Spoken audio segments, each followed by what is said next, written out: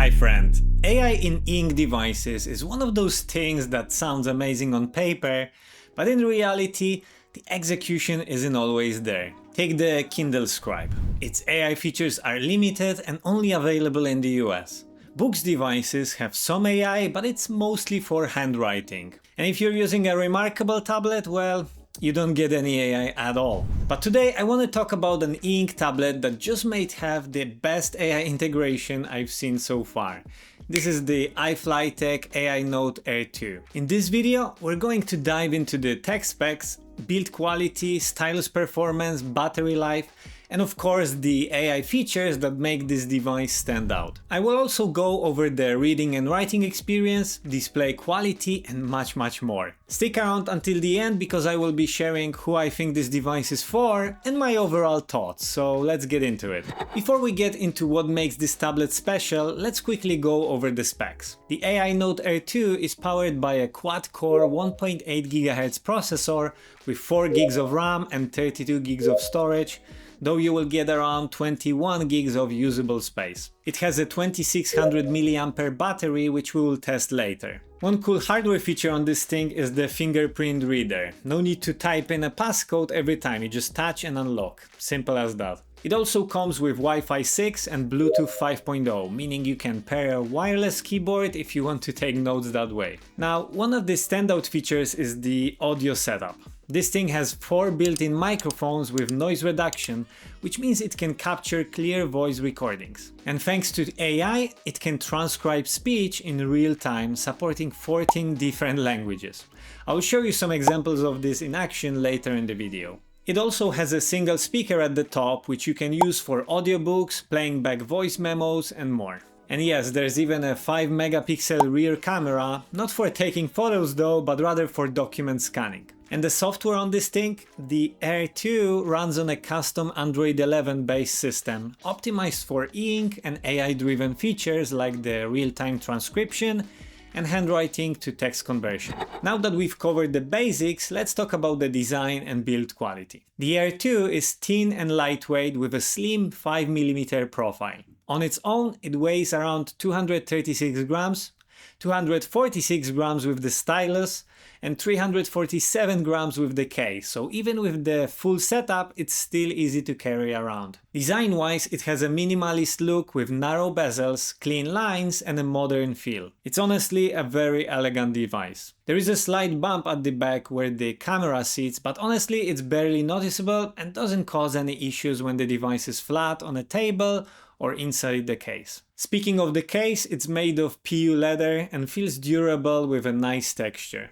It uses little hooks inside to lock the device in place, which I'm not a huge fan of. Personally, I prefer magnetic solutions like the ones on the Remarkable or Kindle Scribe. They're just more seamless. The case also has a built-in pen holder, which is fine, but again, I'd rather just attach the pen magnetically to the side. Now let's talk about durability. The Air2 feels sturdy and solid thanks to its aluminum alloy back. The front is well embedded, so there's no flexing, no cracking sounds, no bending, even when applying pressure on opposite corners. One thing that really surprised me when I got it is how compact this device is. It's slightly bigger than a Kindle Paperwhite, but much smaller than something like the Remarkable Paper Pro. I personally like the small form factor, especially if I need to carry it around a lot. The Air2 stylus uses a Wacom passive electromagnetic system, the EMR, so no charging is required here. It also has a customizable side button, which is always a nice touch. Now, while the device itself feels premium, the stylus doesn't quite match that level. Compared to Remarkable stylus, this one feels less expensive. Not terrible, but definitely a step down. I had similar thoughts about the book styluses, which can feel a bit light and hollow, so in my opinion both brands could improve in this area. But let's get to the important part. How does it feel to write with? I'd say it is pretty close to traditional pen and paper. The writing experience is very similar, if not almost identical, to books devices. So if you're used to one of those, this will feel very familiar. Before we jump to the next section, I just want to ask you to hit that like button and subscribe if you are enjoying this content. Appreciate your support. When it comes to display, the Air 2 features an 8.2-inch Carta 1000 display, also known as a Carta HD e-ink screen with a 1440 by 1920 resolution at 293 ppi. Even though this screen technology has been around since 2014, I have to say it still looks very good. The text is crisp and the clarity is solid. Now, it's not as sharp or as deep black as Carta 1200 screens, and you can see the comparison on the screen right now. But even though this is the case, I don't see any pixelation, and the PPI is, I think, more than adequate for reading and writing comfortably. One big advantage here is the excellent front light and warm light. It has a dual tone reading light with cool and warm settings and 24 brightness levels, making it super comfortable to use in bed or in darker environments. The display is also glare-free, which means reading in bright environments is easy on the eyes. That said, an 8-inch screen may feel a bit small for annotating PDFs or long-form writing. I guess there's always a trade-off between portability and screen real estate, and whether this size works for you really depends on how you plan to use it. And I actually will discuss use cases for this device later in the video. Based on all my experiences with ink devices, I think iFLYTEK did a fantastic job at integrating AI in a practical and useful way. Honestly, I haven't seen another ink tablet that implements AI this well. Right from the bottom quick bar, you have fast access to Chat AI, which runs on a ChatGPT 4.0. The chat window also opens on top of what you're currently doing, so you can quickly close it without disrupting your workflow. Now, the main AI feature of this device is voice transcription. So how well does it actually work? Let's test it out. Now, a second wave of psychedelic research is underway, including a number of promising academic studies related to treating anxiety and depression. As a result, the use of psychedelics for medical purposes has renewed credibility, and there is currently significant clinical trial activity for a number of psychedelic compounds that have a credible chance of achieving approval from the Food and Drug Administration (FDA). The potential market for psychedelic drugs is... As you can see, the transcription is shockingly good. I tested with background noise and even kept writing while recording, so just to see if there were any bottlenecks, but again, it handled everything impressively well. Psychedelics offer a fundamental change in how mental health disorders are treated. Instead of aiming to mask or mute symptoms with chronic drug intake, they reset the mind with one or several treatments. Recent studies suggest that these positive effects have considerable durability, showing efficacy up to a year later.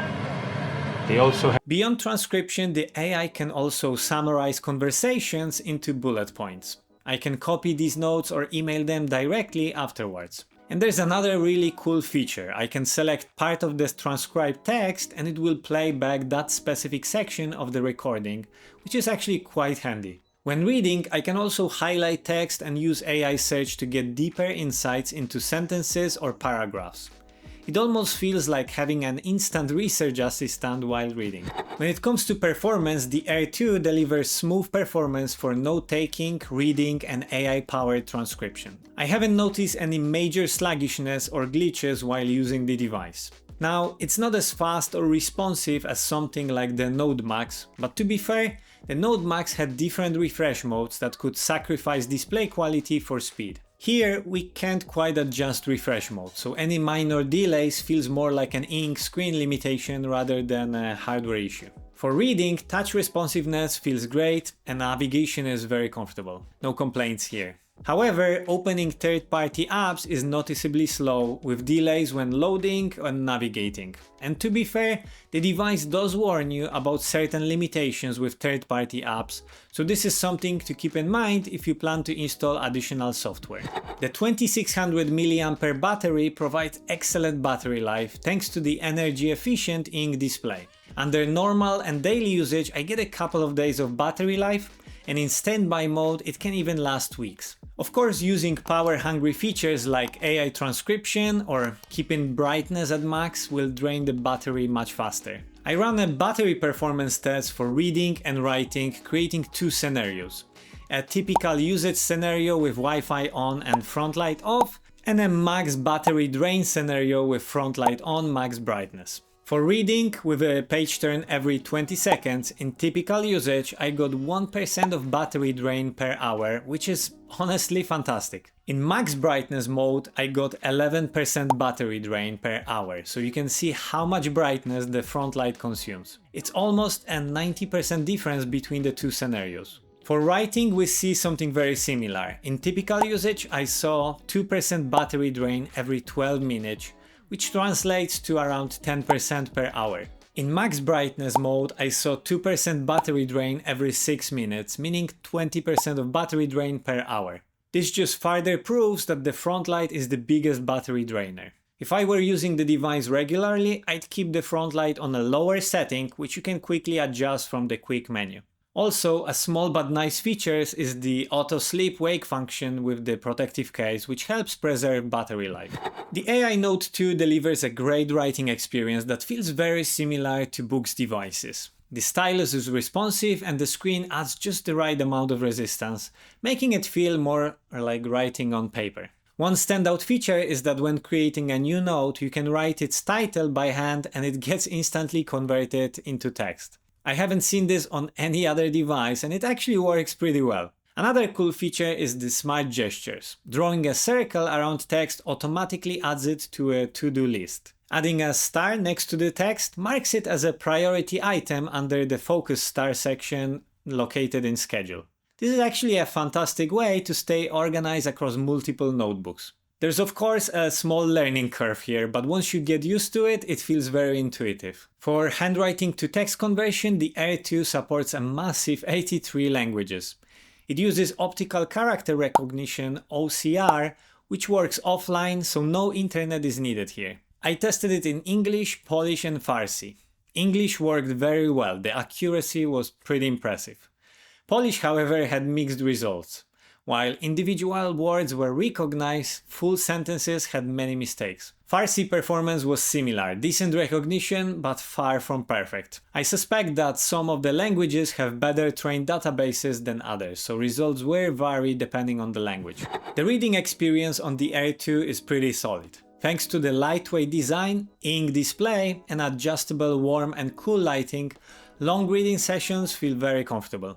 Even though this is an Android-based device, it's customized so that you don't get notifications or pop-ups, allowing for a pretty distraction-free reading experience. Text looks crisp and formatting options allow for a personalized experience without being too overwhelming, unlike books devices which have an insane amount of customization. The device supports multiple formats including EPUB, PDFs, TXT, MOBI, AZW3 and docs. It also comes with WPS Office Suite installed, so you'd be able to open and edit Word, Excel or PowerPoint files. Page refresh times are reasonable. Could they be faster? Sure, but it doesn't bother me too much, honestly. Importing books is also easy and you have multitude of ways to do that. You can sideload them via USB, you can also use cloud integration like OneDrive, or use the super easy Wi-Fi import where you enter a web address on your laptop and transfer files wirelessly. Mac users should note that Android File Transfer app is required to access the device like a hard drive.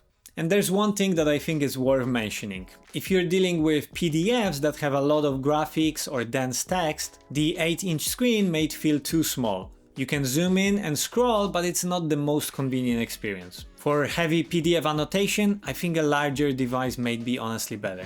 Now, as you've seen so far, this device is packed with features and it would take me probably a whole day talking about them all, so I want to highlight a few random features that I really like here. First is the swipe gestures, which make navigation much faster. Swipe 3 fingers left to undo or 3 fingers right to redo. It's super handy when writing and fixing mistakes. Swipe 3 fingers down to take a screenshot, swipe 1 finger up from the bottom to access background apps. There's also a quick access to email, which is another great feature. You can connect to Gmail, Outlook or a company email and access it directly from the menu. I tested it and it works well, although there is one limitation. While you can see email attachments, they aren't downloadable. You will see the paperclip icon, but attachments won't appear when you open the email, which is honestly kind of weird. Since the Air 2 runs on Android, I installed the Gboard keyboard, which gave me a glide typing and voice typing, a huge time saver, especially when using Chat AI. Another great feature is the 5-megapixel camera, which is awesome for scanning documents. It's also great for digitizing paperwork, receipts or invoices. You could take photos with it, but it's really meant for scanning only. What I also like here is you can automatically backup and sync your notes and recordings using the AINOTE account. There's also an AINOTE mobile app that lets you access and play recordings on your phone. A word of caution though, since the service is hosted on iFLYTEK servers, if you plan to use this for work, I'd recommend you check it with IT department, as many companies may not allow it for security reasons. One of the another cool feature which is often missed is Handwriting Search. The built-in OCR lets you search within your handwritten notes, making it super easy to find information on the go. Another small but really cool useful detail. In the Schedule tab, you can go to the calendar and see when you created specific notes. It's a nice way to track your work and know when you've created certain notes. For extra security, you can also set additional password on individual notes and recordings. So even if someone unlocks your device, these files remain encrypted and require a separate password. For cloud integration, the Air 2 currently supports OneDrive only. I reached out to iFLYTEK and they said they're working on adding more options, so I'd definitely like to see Google Drive, Dropbox and Evernote in the future. So who is this device really for? In my opinion, the Air 2 is designed for students, professionals and travelers who need a lightweight AI-powered note-taking device. This is honestly an excellent tool for students and educators who want a reliable digital notebook with AI-powered transcription and handwriting recognition. As a study tool, you can convert handwritten notes to searchable text in 83 languages. You can also add textbook annotations in EPUB or PDFs, or you can even use Cornell notes and SWOT analysis templates. And as a research tool, the AI summarizing condenses lengthy papers into bullet points, and Cloud Syncs ensures your notes are never lost. I also think Air 2 is great for professional and business users. If you attend frequent meetings, the Air 2's real-time voice-to-text transcription and translation can be a game changer. And it supports voice-to-text transcription in 14 languages, making it honestly really great for global teams. Lastly, I think it's a great device for frequent travelers and digital nomads. At just 230 grams, this device is lighter than most tablets, making it perfect for travel. And it works without Wi-Fi for note-taking, reading and annotations. And as we could also see, the 2600 mAh battery lasts weeks on standby and days with active use, so you don't need to constantly charge it on trips. Just don't use too much front light if you're in a pinch. Okay, so who should actually avoid this device? Well, if you're into multimedia, this probably isn't for you. There's no video playback, no color support, and the grayscale display isn't ideal for anything beyond reading and note-taking. Power users who rely on demanding apps may find the experience honestly frustrating. While it runs Android 11 and supports Google Play, the quad-core CPU struggles with heavy apps and there's noticeable lag when navigating third-party applications. So after spending time with the Air 2, I have to say this is a seriously solid device for note-taking and productivity. The writing experience feels great, the AI-powered features like handwriting recognition and voice transcription are impressive, and the ability to organize notes with smart gestures is genuinely useful. It's very lightweight, distraction-free, and the battery lasts long enough that you don't have to worry about constant charging. Of course, it's not perfect. Some languages struggle with handwriting conversion, third-party apps can feel sluggish, and if you're dealing with complex PDFs, the screen size may feel a little bit limiting. But for students, professionals, and anyone who needs a reliable digital notebook, it does a fantastic job. But hey, I hope you've enjoyed this video. If you did, please like and subscribe to the channel for more e-ink related videos. And if you want to learn more about other e-ink devices I've reviewed, check out this video right here and right here. Thanks for watching, and I will see you in the next one. Bye!